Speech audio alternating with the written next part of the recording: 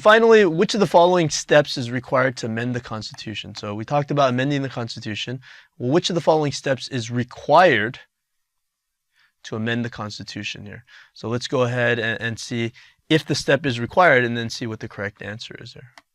So make sure you understand the question, which of the following steps is required, meaning mandatory?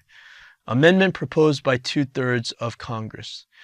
Yes, that is a way that can be used, but the amendment can also be proposed through national convention. Now, it is through Congress that calls the national conventions, but it would have to be one possible way to propose is by 2/3 through a national convention. So it doesn't necessarily have to be proposed, and so therefore it's not necessarily required. Amendment ratified by 2/3. No, it's proposed by Congress, so this is also incorrect. Amendments proposed by 3/4 of state legislatures. No.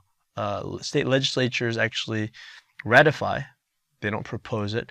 Amendments ratified by 3/4 of state legislatures. Very similar to this situation. It can be ratified, but it's not required. What's the other way?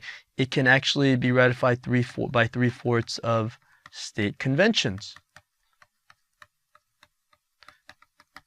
So if you don't look at this carefully, if you look at this question and say, oh, amendment can be proposed by 2/3 of Congress and ratified by 3/4 of the legislatures, you might be tempted to put B. And that probably would be the second best answer.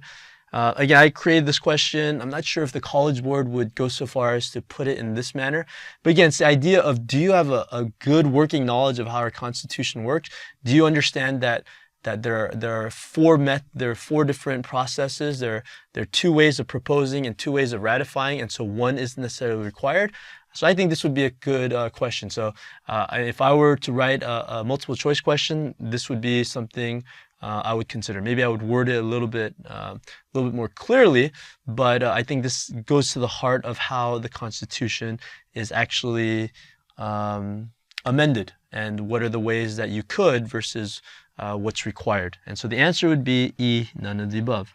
None of the steps is required. None of these steps is actually needed in order to pass individually. Collectively, maybe 1 of 2 of them are required, but each individual step is not required.